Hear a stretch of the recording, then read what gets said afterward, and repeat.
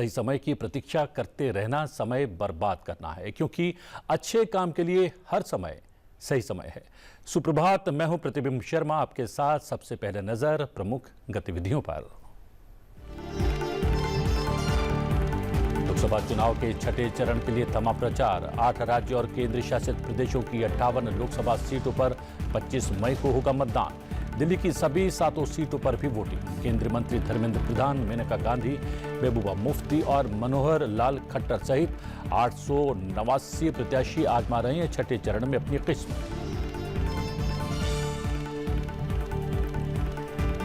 बीस मई को हुए लोकसभा चुनाव के 5वें चरण में हुआ कुल 62.2% मतदान। लगभग 61.48% पुरुष, 63% महिलाएं और 21.96% ट्रांसजेंडर्स वोटर्स ने दिए वोट। जम्मू कश्मीर में एक सीट पर हुआ 59% से अधिक मतदान। देश में पिछले 18 वर्षों के मुकाबले चालू महीने में रोजगार और निर्यात में दर्ज की गई रिकॉर्ड वृद्धि। HSBC फ्लैश क्रय प्रबंधन सूचकांक PMI के अनुसार जुलाई 2010 से निजी क्षेत्र के उत्पादन में तीसरी सबसे अधिक बढ़ोतरी वाला देश बना भारत। सेवा क्षेत्र के मजबूत होने से हुआ समग्र आर्थिक सशक्तिकरण। स्पेन अंतर्राष्ट्रीय सौर गठबंधन का 99वां सदस्य बना। भारत और फ्रांस ने पेरिस में COP21 के दौरान संयुक्त रूप से अंतर्राष्ट्रीय सौर गठबंधन की थी शुरुआत। अंतर्राष्ट्रीय सौर गठबंधन का मकसद पेरिस जलवायु समझौते के कार्यान्वयन में योगदान देना। भारत ने IWF वर्ल्ड यूथ चैंपियनशिप में किया दमदार प्रदर्शन। भारत के 15 साल की स्टार भारोत्तोलक प्रीति स्मिता भोई ने 40 किलोग्राम भार वर्ग में इतिहास रचते हुए गोल्ड मेडल किया अपने नाम। जोशना सबर ने सिल्वर मेडल पर जमाया कब्जा।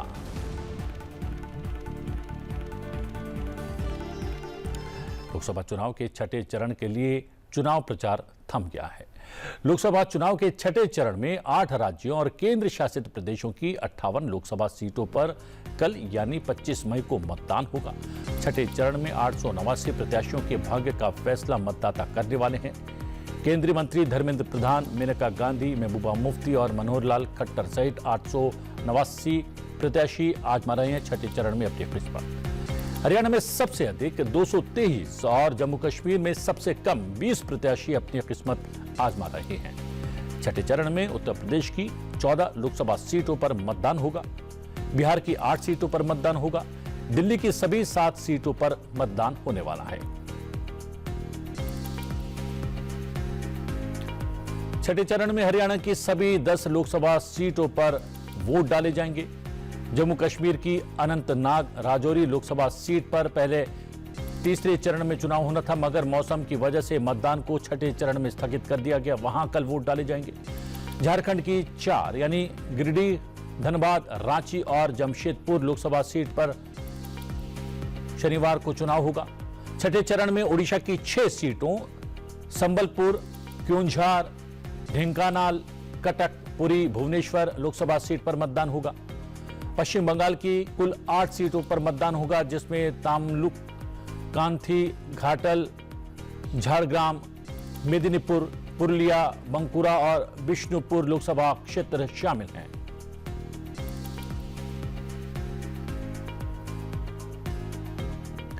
लोकसभा चुनाव के 5वें चरण में 49 सीटों के लिए कुल 62.2% मतदान दर्ज किया गया है।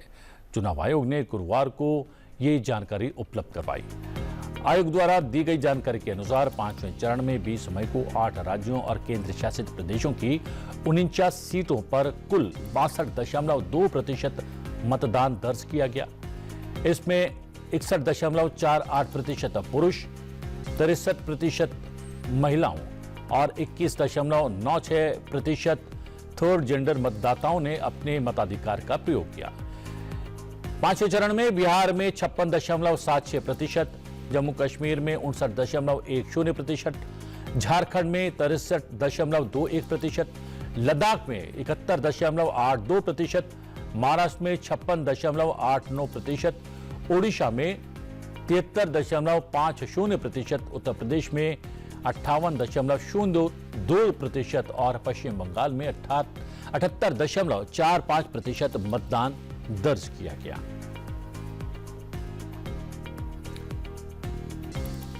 विश्व प्रसिद्ध सैड आर्टिस्ट कलाकार सुदर्शन पटनायक ने आम चुनाव 2024 के लिए मतदाता जागरूकता बढ़ाने और लोगों में अपना मताधिकार का प्रयोग करने के लिए प्रेरित करने के लिए पूरी समुद्री तट पर रंगीन कंकड़ को शामिल करते हुए रेत की एक सुंदर कलाकृति बनाई है। आप देखिए।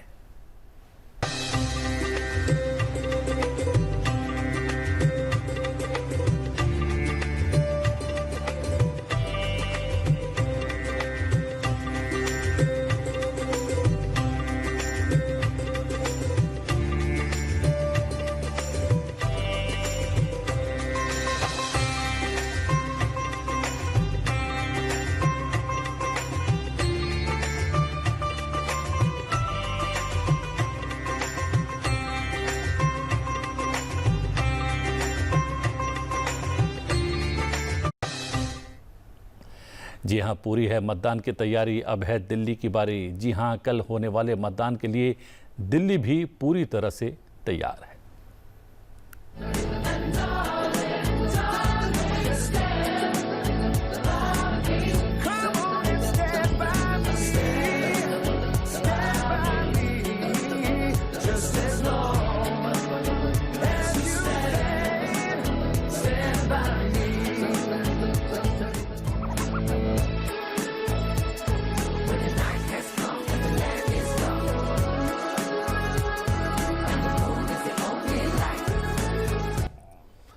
आर्थिक रूप से देश के लिए एक अच्छी खबर। भारत में पिछले 18 वर्षों के मुकाबले चालू महीने में रोजगार और निर्यात में रिकॉर्ड वृद्धि दर्ज की गई है। जी हां, HSBC flash purchasing managers index PMI के अनुसार भारत जुलाई 2010 से निजी क्षेत्र के उत्पादन में तीसरी सबसे अधिक बढ़ोतरी वाला देश बन गया है। बिक्री और उत्पादन दोनों के मामले में विनिर्माण क्षेत्र लगातार प्रगति कर रहा है, लेकिन समग्र आर्थिक सशक्तिकरण का मुख्य कारण सेवा क्षेत्र का मजबूत होना है। सर्वेक्षण के अनुसार सकल निर्यात में रिकॉर्ड वृद्धि है। 2006 के बाद निजी क्षेत्र में रोजगार काफी बढ़ा है और व्यापार के मामलों में विश्वास भी काफी बढ़ा है। मूल्य के मोर्चे पर इनपुट लागत में तीव्र वृद्धि ने भारतीय वस्तुओं और सेवाओं के लिए ली जाने वाली कीमतों को और बढ़ा दिया है।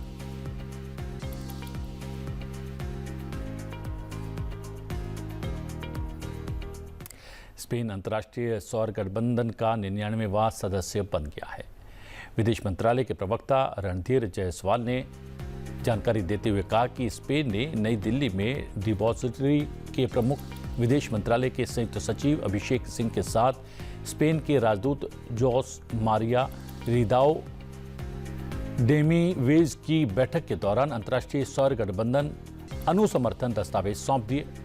अंतर्राष्ट्रीय सौर गठबंधन अपने सदस्य देशों में ऊर्जा पहुंच लाने, ऊर्जा सुरक्षा सुनिश्चित करने और ऊर्जा संक्रमण को चलाने के साधन के रूप में सौर ऊर्जा प्रौद्योगिकियों की बढ़ती तैनाती के लिए सहयोगी मंच है। भारत और फ्रांस ने पेरिस में COP21 के दौरान संयुक्त रूप से अंतर्राष्ट्रीय सौर गठबंधन की शुरुआत की थी, जिसका मकसद पेरिस जलवायु समझौते के कार्यान्वयन में योगदान देना है। राष्ट्रीय रक्षा अकादमी के 146वें पाठ्यक्रम का दीक्षांत समारोह पुणे स्थित NDA के हबीबुल्लाह हॉल में आयोजित किया गया। कुल 205 कैडेट्स को जवाहरलाल नेहरू विश्वविद्यालय से प्रतिष्ठित स्नातक की डिग्री इस दौरान प्रदान की गई। गुरुवार को पुणे के हबीबुल्लाह हॉल में आयोजित राष्ट्रीय रक्षा अकादमी के 146वें दीक्षांत समारोह में कुल 205 कैडेट्स को जवाहरलाल नेहरू विश्वविद्यालय से प्रतिष्ठित स्नातक की डिग्री प्रदान की गई। कुल 82 कैडेट्स को विज्ञान विषय में, 84 कैडेट्स को कंप्यूटर विज्ञान विषय में और 39 कैडेट्स को कला विषय में डिग्री प्रदान की गई। साथ ही दीक्षांत समारोह के दौरान मित्र विदेशी देशों के 17 कैडेट्स को भी डिग्रियां प्रदान की गई। इसके अलावा नौसेना और वायुसेना के 132 कैडेट्स ने बीटेक विषय में 3 साल के पाठ्यक्रम का प्रमाण पत्र हासिल किया। इन नौसेना और वायुसेना कैडेट्स को उनके संबंधित प्री कमीशन प्रशिक्षण अकादमी संस्थानों एजिमाला स्थित भारतीय नौसेना अकादमी और हैदराबाद के वायुसेना अकादमी में 1 साल का प्रशिक्षण पूरा करने के बाद डिग्री प्रदान की जाएगी। साइबर धोखाधड़ी से निपटने के लिए भारत सरकार लगातार कार्रवाई कर रही है। इसी के तहत दूरसंचार विभाग ने करीब 6.80 लाख मोबाइल नंबर का पता लगाया है। संदेह है कि इन्हें अवैध, गैर मौजूदा या जाली पहचान प्रमाण पत्र और पते जैसे KYC दस्तावेजों का उपयोग करके हासिल किया गया है। भारत सरकार के दूरसंचार विभाग ने लगभग 6,80,000 मोबाइल नंबरों की पहचान की है, जो संभावित धोखाधड़ी का संकेत देता है, जिन्हें फर्जी ID प्रूफ के जरिए हासिल किए जाने का संदेह है। साइबर धोखाधड़ी से निपटने के लिए डॉट ने टेलीकॉम सर्विस प्रोवाइडर्स को इन पहचाने गए मोबाइल नंबर्स को तुरंत दोबारा सत्यापित करने का निर्देश जारी किया है। सभी TSP को 60 दिनों के भीतर पहचाने गए नंबरों का पुनः सत्यापन पूरा करना आवश्यक है। सत्यापन न होने पर संबंधित मोबाइल नंबर रद्द कर दिए जाएंगे।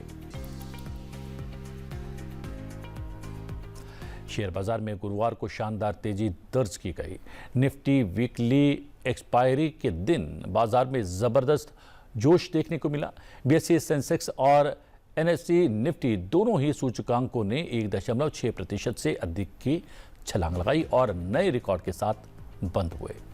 BSE के 30 शेयरों पर आधारित सूचकांक सेंसेक्स ने 29 जनवरी के बाद की अपनी सबसे ऊंची छलांग लगाई और 1,196.98 अंक के लाभ के साथ ये 75,418.04 अंक के अपने अब तक के सबसे ऊंचे मुकाम पर बंद हुआ। कारोबार के दौरान एक समय ये 1,278.85 अंक यानी कि 1.72% बढ़कर 75,499.91 के अपने सर्वकालिक उच्च स्तर पर भी पहुंच गया था। नेशनल स्टॉक एक्सचेंज के निफ्टी ने भी इस जबरदस्त तेजी का फायदा उठाते हुए नया रिकॉर्ड बनाया। निफ्टी 369.85 अंक यानी कि 1.64% बढ़कर 22,967.65 अंक के अपने उच्चतम स्तर पर बंद हुआ। दिन में कारोबार के दौरान ये 395.8 अंक यानी कि 1.75% उछलकर 22,993.60 के नए सर्वकालिक उच्च स्तर पर भी पहुंच गया था। भारत ने IWF वर्ल्ड यूथ चैंपियनशिप में दमदार प्रदर्शन किया है। भारत की 15 साल की स्टार भारोत्तोलक प्रीति स्मिता भोई ने 40 किलो महिला भार वर्ग में विश्व रिकॉर्ड बना दिया है। प्रीति स्मिता भोई ने बुधवार को 75 किलो और 76 किलो भार उठाया। फिर स्टैच में 57 किलो भार उठाकर इतिहास रचते हुए गोल्ड मेडल अपने नाम किया। हम बता दें कि प्रीति स्मिता भोई ने कुल 133 किलो भार उठाया। वो पहले दिन 2 किलो से विश्व रिकॉर्ड बनाने से चूक गई थी। भारत का ये शानदार प्रदर्शन यहीं नहीं रुका। भारत की जोशना सबर ने सिल्वर मेडल पर कब्जा जमाया। जोशना सबर ने कुल 125 किलो यानी 56 किलो स्नैच और 69 किलो सामान्य भार उठाया और तुर्की की फातिमा कोलकाक ने ब्रॉन्ज मेडल जीता। फातिमा ने कुल 120 किलो यानी 55 किलो स्नैच और 65 किलो सामान्य भार उठाया। इसके अलावा पायल ने 45 किलो महिला भार वर्ग में भारत के लिए सिल्वर मेडल जीता। पायल ने कुल 147 किलो भार उठाया।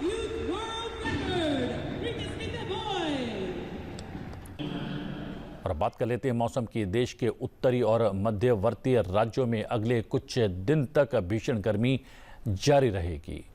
राजस्थान, उत्तर प्रदेश, पंजाब, हरियाणा, चंडीगढ़ और दिल्ली में अगले 3-4 दिन के लिए रेड अलर्ट घोषित कर दिया गया है। विदर्भ और महाराष्ट्र में भी अगले 3-4 दिन तक भीषण गर्मी की आशंका है। असम में कल तक उमस की स्थिति बनी रहेगी। तमिलनाडु, पुडुचेरी और कराईकल में आज तेज बारिश का अनुमान है।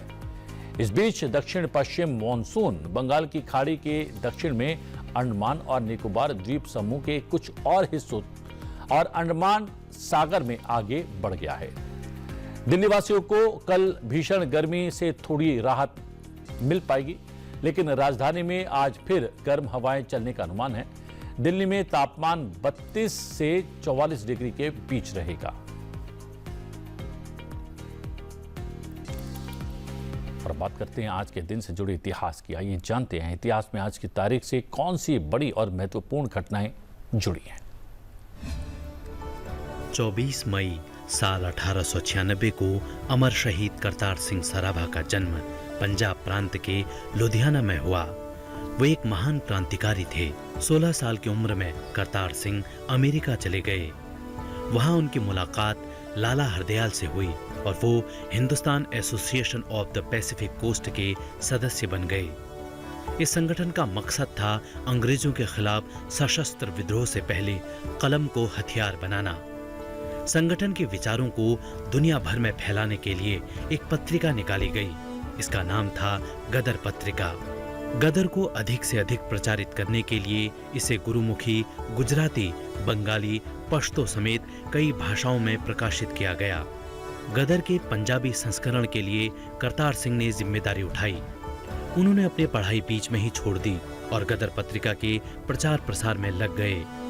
गदर पत्रिका इतनी लोकप्रिय हुई कि इसके नाम पर एक पार्टी बनाई गई जिसका नाम रखा गया गदर पार्टी। प्रथम विश्व युद्ध के शुरू होते ही करतार सिंह भारत आए और रास बिहारी बोस के साथ मिलकर क्रांति का प्रसार प्रचार करने लगे। इसके साथ ही उन्होंने क्रांतिकारियों के साथ मिलकर हथियार और बम एकत्र करना शुरू कर दिया। फरवरी 1915 से अंबाला कैंट से साल 1857 की तर्ज पर विद्रोह करने की तैयारी की गई, लेकिन अंग्रेजों को इसकी सूचना मिलते ही करतार सिंह और उसके साथी पकड़े गए। करतार सिंह और उनके क्रांतिकारी साथियों पर मुकदमा चला। नवंबर 1915 को 19 वर्षीय करतार सिंह सराभा और उनके अन्य क्रांतिकारी साथियों को लाहौर जेल में फांसी दी गई। जम्मू कश्मीर के अहरबल कुलगाम में 6th फेज के लिए स्वीप के तहत मतदाता जागरूकता अभियान का आयोजन किया गया।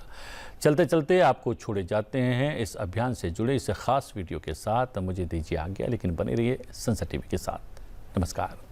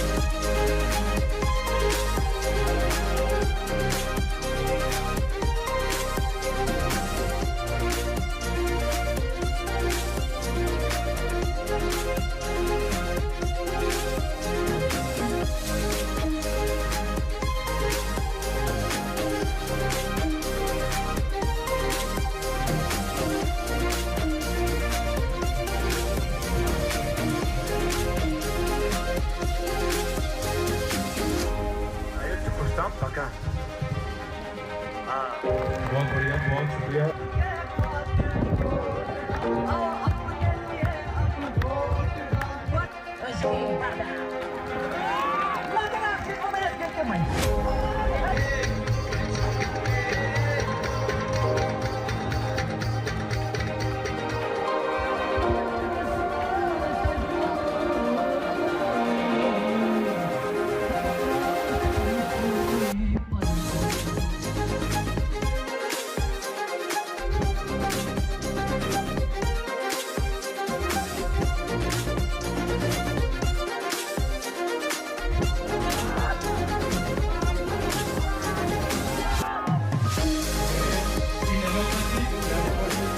Democracy,